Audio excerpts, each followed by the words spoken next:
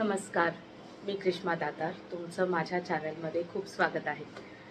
तर आज मी नेसली पैठणी आणि त्याच्यावरून तुम्हाला कळलं असेल व्हिडिओ कशाबद्दल आहे. तर पैठणी हे महाराष्ट्राचं राजवस्त्र म्हटलं जातं आणि पैठणीचं वर्णन करताना असं म्हटलं जातं की चांदण्यात चांदणे पौर्णिमेचे, लुगड्यात लुगडे पैठणीचे. म्हणजे सगळ्या ह्याच्यात पौर्णिमेचं चांदणं जितकं श्रेष्ठ आहे, जितकं सुंदर आहे, तितकं सर्व साड्यांमध्ये पैठणीचं लुगडं आहे. इतकं सुंदर, इतकं उंची आणि राजवस्त्राचा मान मिळालेलं असं हा पैठणी साडी आपली. तर पैठणी कशावरून ओळखली जाते, तर मेनली पैठणीचे हे जे काठ आहेत, हे नारळी बॉर्डर जे काठ आहे आणि पैठणीचा पदर. पैठणीच्या पदरावर असतात ते मोर, पण फक्त मोरच असतात का, तर नाही. पैठणीचा इतिहास म्हटलं तर हा थोडा काय म्हणू, छत्रपती शिवाजी महाराजांच्या नंतर आणि पेशवाईच्या उदयाच्या आधी असा आहे. त्याआधीही पैठणीला सिमिलर अशी वस्त्र तयार होत असतील, म्हणजे सातवाहन कालात वगैरे उल्लेख आहेत, पण तसं पैठणी हे नाव जे पेशवाईत जितकं प्रचलित झालं ना, ते तितकं आधी नव्हतं. तर अर्थातच पैठणला तयार होत होती म्हणून पैठणी. आणि त्यानंतर जितकी सरदार घराणी होती महाराष्ट्रातली किंवा इतर संस्थानातली, तर त्यांनी आपल्या संस्थानात पैठणवरून विणकर नेले आणि तिथे पैठण्यांची सुरुवात झाली. विणले जातात, जसं येवल्याला सुरू होते पैठणी मिळते, तिकडची सुद्धा आहे पैठणी प्रसिद्ध येवल्याची.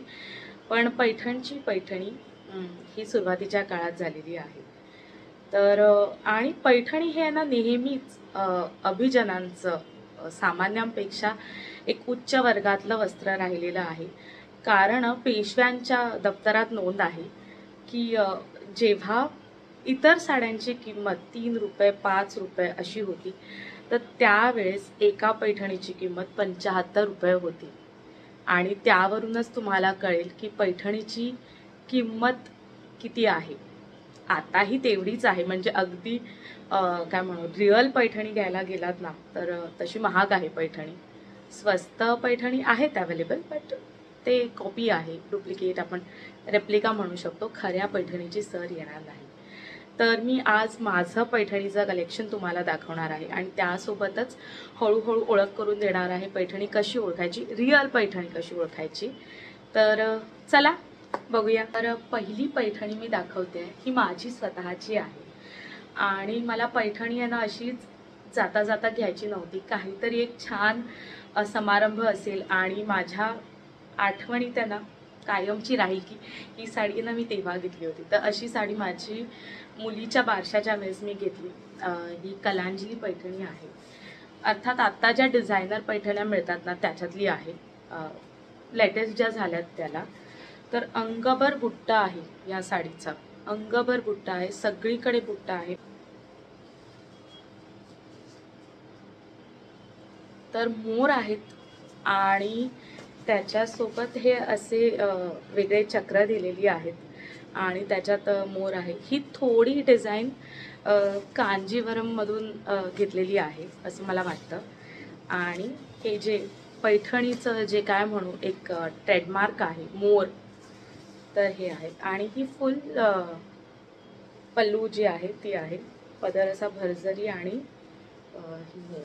तर ही माझ्या कलेक्शनमधली एकुलती एक माझी पैठणी साडी. ही दुसरी साडी आहे, सिमिलर रंग आहे. ही माझ्या आईची साडी आहे, आईची पहिली पैठणी. तर ही खरी पैठणी हा, कारण ही खूप जुनी आहे पण माझ्या आईने व्यवस्थित मेंटेन करून ठेवलेली आहे. तर त्यामुळे ही आहे. आता माझ्या आईच्या लग्नाला 35 वर्ष होतील मेमध्ये आणि त्याच्यानंतर ही घेतलेली आहे तिने. तर खूप जुनी आहे साडी. पदर हा डबल पल्लू आहे या साडीचा पदर आणि त्याच्यावर मला वाटतं मोर आहेत, 6 का 7 आहे, म्हणून ती डबल पल्लू पैठणी आहे. 7 मोर आहेत, असे डबल लाईनमध्ये जे आहेत ना मोर आहेत, असे 1 2 ह्या लाईन्स आहेत ना त्याच्यामध्ये मोर आहेत, म्हणून ही डबल पल्लू पैठणी बोलतात. तर अत्यंत सिंपल आहे, नारळी काठ आहे. आणि मला वाटतं जुन्या साड्यांमध्ये तेच होतं, जितक्या सिंपल साड्या होत्या ना तेवढं आता कुठेतरी मिसिंग आहे असं मला वाटतं. छान साधे छोटे बुट्टे, अंगभर बुट्टे छोटे छोटे, आणि सिंपल आणि भरलेला पदर.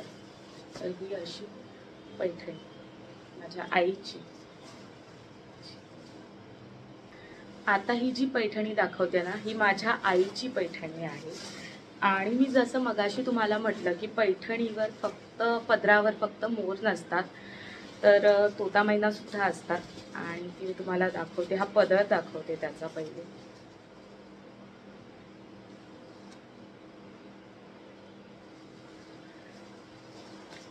तर असं म्हणतात की पेशव्यांच्या काळात जे कलर फेमस होते तर त्याच्यातला हा एक अंजिरी रंग म्हणू शकतो तुम्ही. आणि तो मगाशी दाखवला तो वांगी कलर, हा चिंतामणी, आणि दुसरा पिवळा तो कलर. तर हे रंग तेव्हापासून चालत आलेले आहेत. आता पेस्टल वगैरे सगळ्या मिळतात, पण जर तुम्ही पैठणी वापरणार तर आपलं काहीतरी सोहळा असेल घरात तरच वापरला जातो नाही का. तर त्याच्यामुळे हे असे डार्क रंग मला स्वतःला खूप छान वाटतात. आणि ही कडियाल पैठणी आहे, म्हणजे बॉर्डरचा रंग वेगळा आणि अंग वेगळं. आणि ह्या साडीवर सुद्धा हे असे पूर्ण छान छोटे छोटे बुट्ट्या आहेत या पैठणीवर. तर ही चौथी पैठणी आमच्या कलेक्शनमधली. अर्थात एवढ्या सगळ्या पैठण्या माझ्या नाही आहेत, ही माझ्या आईची आहे. आईने माझ्या लग्नात नेसली होती ही पैठणी, आणि खूप सुंदर रंग आहे हा. आता ही जी पैठणी आहे ही माझ्या सासूबाईंची पैठणी आहे. त्यांनी पण आमच्या लग्नात या पद्धतीची पैठणी घेतली होती. जशी माझ्या आईची पैठणी आहे तसंच सिमिलर आहे. आणि ह्याच्यावर सुद्धा मोराच्या ऐवजी तोता मैना आहे. तर मी तुम्हाला पदर दाखवते पहिल्यांदा ह्या साडीचा.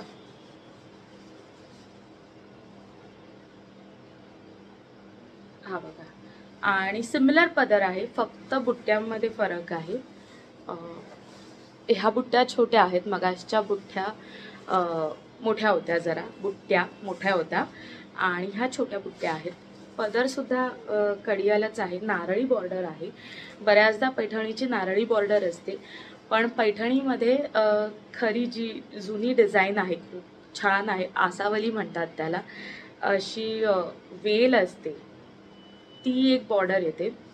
त्याच्यानंतर मुनिया बॉर्डर एक येते पैठणीमध्ये. मुनिया म्हणजे पोपट, पण ती अशी छान वेगळी नाजूक नक्षी असते. मला जर कॉपीराईट फ्री फोटो मिळाला तर मी बाजूला लावेन त्याचा, कशी नक्षी असते मुनिया.